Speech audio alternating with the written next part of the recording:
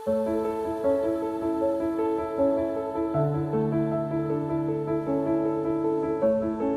Salatiga merupakan kota kecil yang berada di Jawa Tengah. Seperti halnya kota-kota lainnya, Salatiga juga memproduksi sampah setiap harinya. Kota yang memiliki semboyan hati beriman ini tercatat dihuni 196.000 jiwa yang setiap harinya memproduksi sampah dari organik sampai anorganik.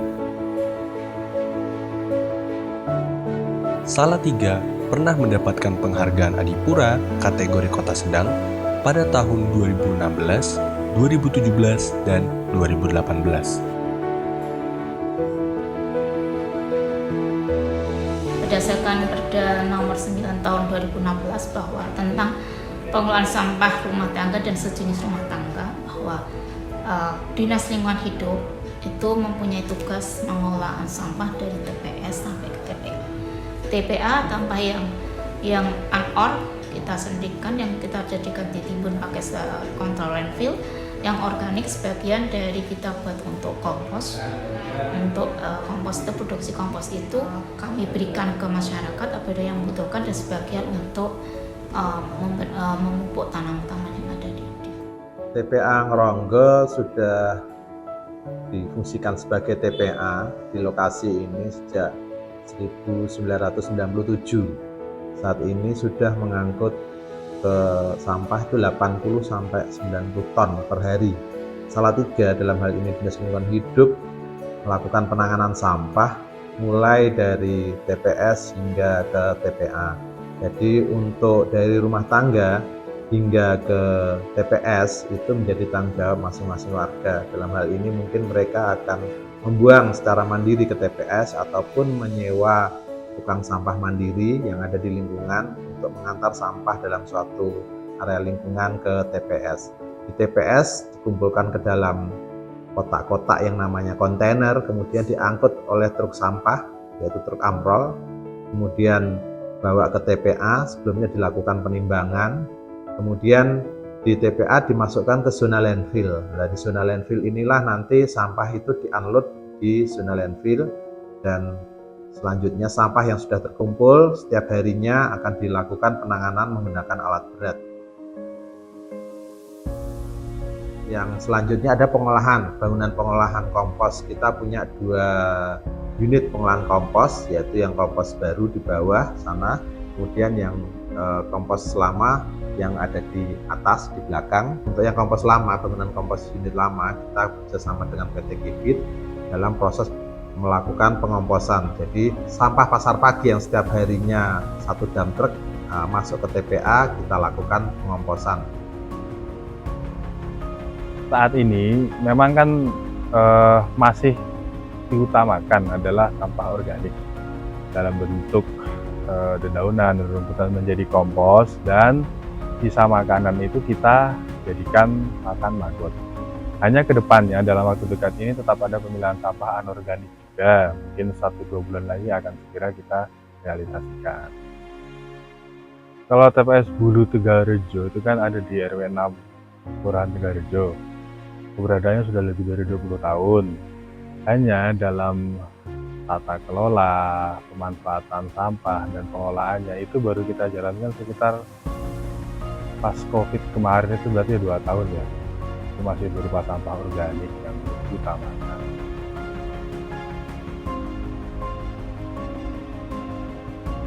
TPST Bulu yang berada di Kelurahan Tegalrejo tidak hanya menjadi TPST saja, melainkan juga menjadi tempat budidaya maggot. Jadi kedepannya mungkin dalam beberapa tahun ke depan kita berharap sampah dari lingkungan kita ini selesai di TPST Bulu ini. TPA Ngronggo sudah 90% ya, kalau dihitung dari tahun 1997 itu sudah 90% lebih, sudah mendekati kapasitasnya. Jadi kita punya zona landfill baru dengan luasan 6.600 meter persegi, itu maksimal 4-5 tahun lagi kita sudah penuh. Kalau memindahkan TPA kemudian sulit, karena untuk membuat suatu TPA itu syaratnya berat. Salatiga sempit, permukiman hampir padat, sehingga kalau mau cari TPA baru, kemungkinan lokasi baru akan sulit karena ada syarat-syarat standarnya yang harus dipenuhi. Salah satu upaya yang bisa untuk mencegah memperpanjang umur TPK adalah pengelolaan sampah berhenti di TPS atau TPS 3. Kita untuk menyiapkan 3 TPST yang ada di Salatiga. TPS Bojo, TPS Bulu, sama di Cebol. Itu salah satu upaya dari kita, dari pemerintah untuk memperpanjang umur TPA. Intinya gini, satu hari itu 3 kontainer itu berupa sampah masih tidak terpilah, itu 3 kontainer itu penuh. Satu kontainer itu beratnya sekitar 2,5 sampai 2,5 ton. Jadi kalau kita estimasi bobotnya ya sekitar 6 sampai 7 ton itu per hari dihasilkan oleh lingkungan di TPS ini. Sementara sampah yang sudah berupa organik itu kita bisa mengolah sehari antara 50 sampai 100 kilo. Sesuai dengan cek strata kita bahwa kita harus mengurangi sampah minimal tertangani di daerah itu 70%. Kalau idealnya itu 20% dari sampahnya di residu ke TPA, otomatis umur TPA kita akan semakin panjang. Yang terlibat di dalam pengolahan sampah ada berbagai pihak, terutama ada kami sendiri sebagai dinas sebagai pengampu pengelolaan sampah, KSM, ada Bank Sampah Indo, di mana jejaring itu untuk memperkuat kita di dalam pengolahan sampah. Sampah tidak hanya masuk di TPA atau TPS, tetapi dapat dikelola juga di dalam suatu program, yaitu Bank Sampah. Kita memang bank sampah itu di rekayasa sosial yang ada di tengah-tengah rumah tangga dan TPS.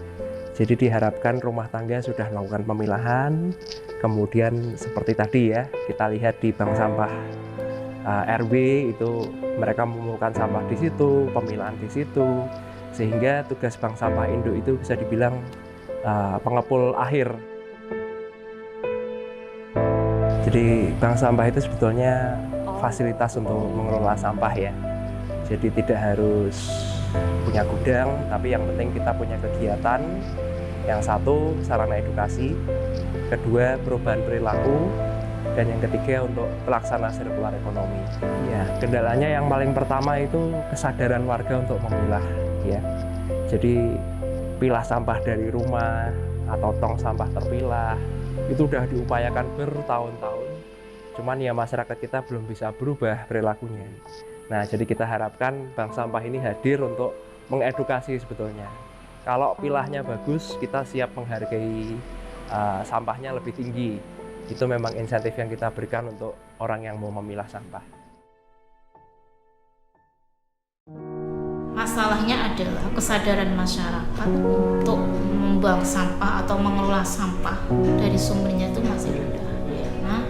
Karena mulai dari RW kalau sudah tersortir pas sampahnya, sehingga tinggal yang tidak bisa diurai di lingkungan RW, otomatis akan memperkecil sampah yang masuk ke TPA. Jadi kita masih kesulitan, terkadang kita sudah kasih tempat khusus buat sampah organik, tapi masih ada sampah anorganik yang ikut ke situ. Dan ini menjadi PR kita bersama, kesadaran masyarakat. Kami mengajak masyarakat Kota Salatiga untuk melakukan pengurangan, untuk melakukan pemilahan sampah, untuk melakukan guna ulang sampah. Tujuannya apa? Supaya sampah yang masuk ke TPA Ngronggo itu jangan sampah-sampah yang masih dapat terolah, tapi sampah residu yang sudah tidak dapat diolah lagi.